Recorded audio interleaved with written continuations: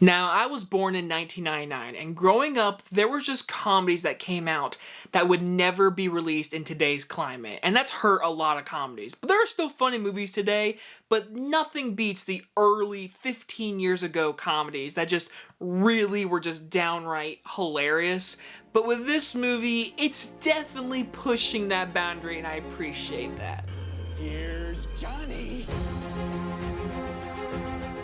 My mom always said life was like a box of chocolates. Expecto Patronum!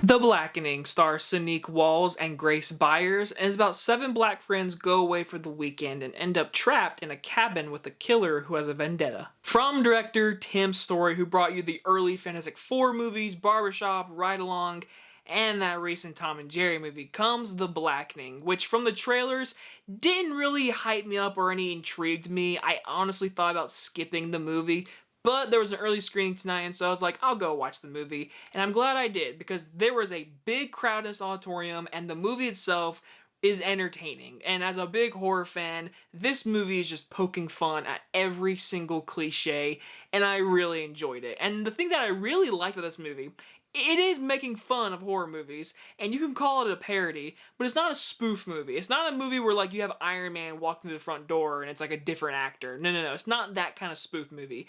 It's just a parody of horror movies, and the movie itself, the story of these friends going to this cabin, there is, like, a killer out there shooting arrows at them and killing them, and it's kind of a whodunit, which is, I'll say it's really predictable, but in the end, I mean, the movie is having a lot of fun, and I enjoyed it, especially with this crowd. The crowd loved this movie tonight, and there were moments that made me laugh a little harder, because everyone around you is just having a good time and enjoying the experience.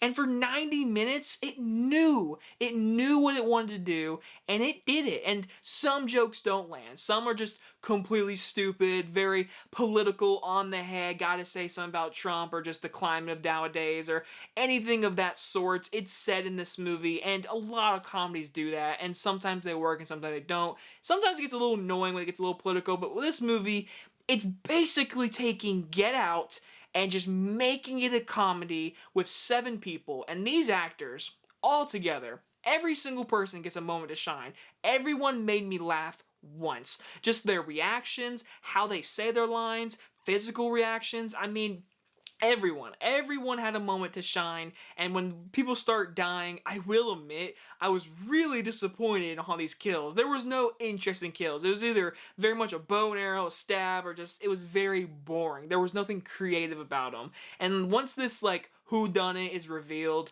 very basic, predictable, and all that kind of stuff, and it's very easygoing. There's a few jokes, whatever, but it was very easygoing. But the first half and second half, when they're in this cabin, they're being just messed with, it's just like the cast, like, really, they knew what they were making, and they did it. It's a funny, poke fun at horror movies, and I enjoyed it. I enjoyed watching this with this crowd, and I definitely recommend the movie if you're just looking for a good, nice comedy. I will give The Blackening a B-. Am I gonna say this is the best horror comedy ever made? No, to me, that's still like Shaun of the Dead. I think that's number 1. And I really enjoy the first 2 scary movies. And I actually do like the third one. But this movie, this is a good horror comedy. This is a good one I've seen in a while. And I really enjoyed this one. And you guys enjoy this movie review. And I'll see you guys in the next one. Bye-bye, everybody.